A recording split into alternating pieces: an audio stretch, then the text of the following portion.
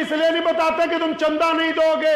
سن لو کان کھول کے, جن کے پاس کروڑوں روپے ہے تم اپنے ماں باپ کے پاس چاہتے نہیں سلام کرنے. جب تک پیر پڑ کے معافی نہیں مانگتے اپنے ماں باپ کی, جتنی مرضی مسجدیں بناؤ, جتنے مرضی مدرسے والوں کو پیسے دو, کسی شیخ الحدیث کو بلا کے اپنے گھر میں دعائیں کرتے رہو, جب تک تمہاری ماں تمہیں معاف نہیں کر دیتی, جب تک تمہارا باپ تم سے راضی نہیں ہو سکتا, تب تک روزہ نہیں ہے. جتنے مرضی تماش بینیاں کرتے رہو, روزہ نہیں ہو. دوستو آپ کا خیر مقدم ہے ہمارے چینل MHQ وائرل ٹاپکس پر. دوستو آج کے شاہی امام پنجاب مولانا عثمان لدھیانوی صاحب کے بیان کا ٹاپک ہے روزے کا اصل مقصد کیا ہے. دوستو یہ بیان یقیناً دلوں کو جھنجھوڑ دینے والا ہے, اس بیان کو توجہ سے سنیے گا, بہت زیادہ فائدہ ہوگا. چلیے دوستو مل کر سنتے ہیں. مسئلے صبح سے لے کے شام تک ماشاءاللہ اب تک تو واٹس ایپ یونیورسٹی بن چکی ہے. جس کو نہیں بھی کوئی کام اس کو رمضان میں مسئلے چاہیے. حضرت فلاں نے یہ کر دیا, یہ روزہ ٹوٹ گیا کہ نہیں ٹوٹا, فلاں نے یہ کر دیا, روزہ ٹوٹا کہ نہیں ٹوٹا. اچھا اپنی تو بات ہی نہیں کوئی کرتا ہے, ساری بات لوگوں کی ہے, ساری باتیں لوگوں کی ہیں. ابھی ایک صاحب مجھے 3-4 دن پہلے ہماری مسجد میں ملاقات ہوئی تو کہنے لگے حضرت وہ آپ کی اوپر تیسری منزل پہ جن لوگوں نے نماز پڑھی نا ان کی عشاء چھٹ گئی تھی لیکن انہوں نے وتر جو ہیں وہ جماعت سے پڑھ لیے. تو آئے تھے کہیں دوسرے صوبے سے, تو میں نے ان کو پوچھا کہ بھائی آپ جو اتنے فکر مند ہوئے, کیا آپ کے یہاں جو حکومت ہے اس میں آپ کے علاقے کا کوئی بندہ MLA بنا, کسی نے وزارت حاصل کی ہے؟ کہنا نہیں ہمارے یہاں تو کوئی ہمارا بندہ MLA نہیں بنا, وزارت حاصل نہیں کی. تو میں نے کہا جب تم حکومت میں حصے داری کی بات نہیں کرتے ہو, صرف تم مسئلے مسائل کی بات کرتے ہو, تمہیں اسلام کا پتہ ہی نہیں کہ دین ہوتا کیا ہے. روزہ انقلابی عبادت ہے, بندے کو ڈسپلن میں لانے کی بات ہے. آپ نے کیا سمجھا کہ چند سجدوں کا نام اور چند گھنٹے بھوکے رہنے کا نام روزہ؟ اللہ تعالیٰ کو آپ کے بھوکے رہنے سے, پیاسے رہنے سے کوئی فرق پڑنے والا نہیں ہے. اللہ تبارک و تعالیٰ اپنے بندوں میں انقلاب برپا کرنا چاہتے ہیں. اور انقلاب بھی کون سا؟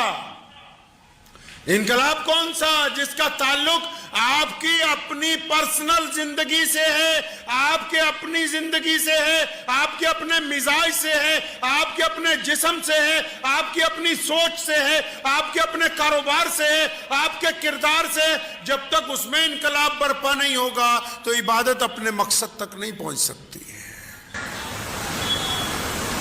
یہ باتیں تو آپ کو پتا ہے کہ نماز میں نیت یہاں باندھے کہ یہاں باندھے, لیکن آپ کو یہ نہیں پتا کہ ایک امام کی اقتدا جو ہے اس کے اندر اللہ تبارک و تعالیٰ کیا چاہتے ہیں. یہ جو مسجد میں رمضان میں روزے رکھنے کے بعد حکم ہوا کہ نماز امام کے پیچھے پڑھو, نماز تراویح پڑھو, یہ اس بات کی علامت ہے کہ وہ جو امامت ہے یہ سماج میں بھی ہونی چاہیے, گھر میں بھی ہونی چاہیے, معاشرے میں بھی ہونی چاہیے. یہ کیوں کر ممکن ہے کہ کچھ لوگ امام کے پیچھے تو سجدہ وقت کے اوپر کرتے ہوں, وہ سیاسی معاملات میں, ذاتی معاملات میں, معاشرتی معاملات میں, گھریلو معاملات میں ان کی رائے ایک جگہ قائم نہ ہوتی ہو, وہ ایک دوسرے کے مخالف ہوں, تو ان کو ایک جماعت میں کھڑے ہونے کا کیا فائدہ ہوگا؟ روزے کے مقصد کو فوت کر دیا, مقصد کو فوت کر دیا, ضروریات کو مقدم کر دیا. جو ضروریات ہیں ان کو مقدم, اور جو مقصد ہے وہ پتہ ہی نہیں کہ روزہ اللہ تعالیٰ نے رکھوایا کیوں ہے. آپ کو پتہ ہے کہ ہم سے جو پہلی امتیں تھی, موسیٰ علیہ السلام کی امت, عیسیٰ علیہ السلام کی امت, ابراہیم علیہ السلام کی امت, ہم سے جو پہلی امتیں تھیں ان کے اندر روحانیت تھی, ان کے اندر عبادت کا جذبہ تھا, عبادت کا طریقہ تھا. لیکن جو عبادت رسول اللہ نے رائج کی, جو طریقہ محمد الرسول اللہ نے بنایا, کائنات اس کا مقابلہ نہیں کر سکتی. لوگوں نے کہا عبادت یہ ہے کہ گھر والوں کو چھوڑ دو, عبادت یہ ہے کہ شہر سے باہر نکل جاؤ, عبادت یہ ہے کمانا چھوڑ دو, عبادت یہ ہے اور اپنی بیوی سے ملنا چھوڑ دو, عبادت یہ ہے بچوں سے بے پرواہ ہو جاؤ, جنگل میں جا کے بس صبح شام اللہ اللہ کرو. یہ محمد الرسول اللہ ہے جنہوں نے کہا کہ روحانیت حرام کرتی. فرمایا ایک مسلمان مرد اپنی بیوی کے ساتھ بھی ملے گا، کاروبار بھی کرے گا، معاشرے میں بھی جیے گا، لیکن ایک آئیڈیل بہترین انسان بن کے جیے گا، سماجک ویوستھا کو خوبصورت بناتے ہوئے جس عبادت کا نام رکھا اس کو اسلام کہتے ہیں۔ یہ رسول اللہ کی امت ہے۔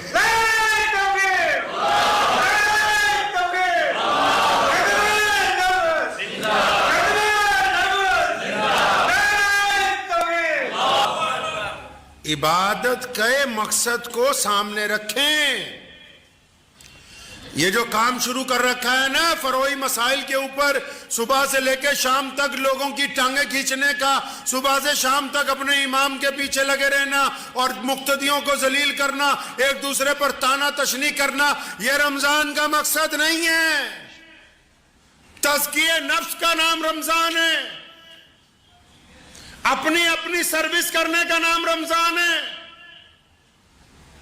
روزے کا مطلب کیا ہے؟ محمد رسول اللہ کیا چاہتے ہیں؟ اور رسول اللہ صلی اللہ علیہ وسلم نے ایک جگہ فرمایا 4 لوگوں کا تو روزہ اٹک گیا بیچ میں، یا رسول اللہ کن کا اٹک گیا؟ فرمایا جو روزہ رکھ کے رمضان کے دنوں میں بھی شراب پیتا ہو، اس کا روزہ تو اٹک گیا جب تک یہ توبہ نہیں کر لیتا۔ پھر کیا فرمایا نبی علیہ السلام نے؟ فرمایا وہ بندہ جو اپنے ماں باپ کا گستاخ ہو، ماں باپ سے بدتمیزی کرتا ہو، میاں صاحب اس کا روزہ نہیں ہوتا، چاہے وہ سارے محلے کو افطاری کرواتا پھرے، چاہے وہ مسجد میں بڑے بڑے قالین بچھوا دے، چاہے وہ ہزاروں مدرسوں کو پیسہ دے دے، اس کا روزہ نہیں ہوا، روزہ رک گیا۔ پھر وہ اور کون؟ فرمایا جو اپنی رشتہ داریاں توڑتا پھرتا ہے، رشتہ داروں کے خلاف سازشیں کرتا ہے، رشتہ داروں کے خلاف گندی باتیں کرتا ہے، جو رشتہ داروں کو توڑنے کی بات کرتا ہے، رحم کے رشتے جو اللہ نے انسانوں کے لیے بہترین بنا دیے گئے ہوں، جو سارا دن ان میں نفرت گھولنے کی بات کرتا ہے، اس کا روزہ بھی اٹک گیا، روزہ آگے جانے والا ہے نہیں ہے۔ فرمایا چوتھا بندہ وہ جو روزہ رکھ کے بھی لوگوں کے لیے دشمنیاں سوچتا رہتا ہے، روزہ رکھ کے بھی دل کے اندر حسد رکھتا ہے، روزہ رکھ کے بھی اس کو چغلیاں کرنے کی عادت ہے۔ آپ نے تو سوچا بس صبح کو سحری کر لی ہے ماشاءاللہ، اب شام کو افطاری کرنی ہے، جو مرضی کرتے جاؤ، جو مرضی کرتے رہو کا نام روزہ نہیں ہے۔ روزے اس لیے فرض نہیں کیے گئے، روزے اس لیے فرض کیے گئے کہ اللہ چاہتے ہیں کہ محمد رسول اللہ کو بہترین امت بنا دیا جائے۔ آپ کو پتا ہے جو ہم سے پہلی امتیں تھیں، رمضان ان میں بھی آتا تھا، روزہ ان کو بھی ملتا تھا، لیکن رمضان کا مہینہ رسول اللہ کی امت کو عطا ہوا، ان میں اور ہمارے روزے میں کیا فرق ہے پتا ہے؟ آپ کو اندازہ ہے کہ محمد رسول اللہ صلی اللہ علیہ وسلم نے کتنی کرم فرمایا اپنی امت کے اوپر؟ روزہ 24 گھنٹے کا ہوتا تھا میاں صاحب، پڑھیں کبھی اٹھا کے قرآن و حدیث کو، روزہ پہلی امتوں میں 24 گھنٹے کا تھا، ہماری محمد رسول اللہ کی امت میں بھی 24 گھنٹے کا روزہ تھا۔ 24 گھنٹے کیسے؟ شام کو افطار کے وقت جب سورج ڈوبتا تھا، اللہ کی طرف سے اجازت تھی جو مرضی کھاؤ، جو مرضی پیو، اب کھا پی لیا، اس کے بعد اگر آنکھ لگ گئی، جیسے آپ افطاری کر کے 10 منٹ لیٹ جاتے ہو، کوئی عشاء سے پہلے 15 منٹ آرام کر لیتا ہے، کوئی عشاء کے بعد تھوڑی دیر آرام کر لیتا ہے، پہلی امتوں میں یہ حکم تھا افطار کے بعد جب آپ کی آنکھ لگ گئی تو جب آنکھ کھلی دوسرا روزہ شروع، کوئی سحری نہیں، کوئی صبح کا ٹائم ٹیبل نہیں، 24 گھنٹے کا روزہ، اور یہی روزہ محمد رسول اللہ کو بھی عطا ہوا۔ حضرت کیس بن سریمہ رضی اللہ تعالیٰ عنہ مزدوری کر کے گھر پہنچے، شام کا وقت تھا، کھانے پینے کا سامان نہیں تھا، بیوی نے کہا کیس رکو میں کچھ لاتی ہوں، بازار سے گئی، آٹا خرید لائی، گوندا، جب روٹی پکانے لگی تو کیس بن سریمہ رضی اللہ تعالیٰ عنہ کی آنکھ لگ گئی۔ آپ نے کیا سمجھا کہ روزہ بڑا آسان تھا؟ یہ تو محمد رسول اللہ صلی اللہ علیہ وسلم کے نالین مبارک کا صدقہ ہے کہ آپ کو سحری عطا ہوئی ہے۔ कैस बिन सलीमा की जब आंख खुली तो उनकी बीवी ने कहा, हाय कैस, बर्बादी हो, तेरा तो रोजा दूसरा शुरू हो गया। अब सारा दिन का रोजा था, इफ्तार कर नहीं सके, पानी पिया था कि मैं कुछ खाऊंगा, फिर दूसरा रोजा शुरू हो गया। जोहर में जब मस्जिद नबी में गए, चक्कर खा के गिर गए। मोहम्मद रसूलुल्लाह को बताया गया, या रसूलुल्लाह, इसने तो इफ्तार भी नहीं किया, सिर्फ पानी से रोजा खोला था, खाना बनाते बनाते इसकी आंख लग गई, दूसरा रोजा शुरू हुआ। प्यारे नबी अलैहिस्सलाम इतने गमगीन हुए, आप सल्लल्लाहु अलैहि वसल्लम को उम्मत का दर्द था। जब अल्लाह ने देखा कि मेरा नबी गमगीन है, तो कुरान पाक में सहरी के लिए